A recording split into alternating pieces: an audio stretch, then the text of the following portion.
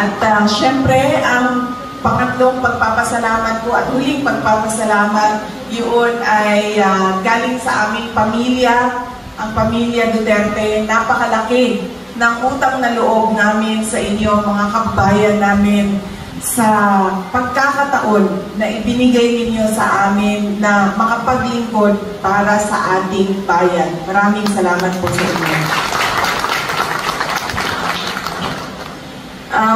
Noong kami po ay nangangampanya noong 2022, nag-ano po kami, nag-Thailand po kami mula Davao City, paakyat ng Ilocos, tapos paikot, pababa, balik ng Davao City.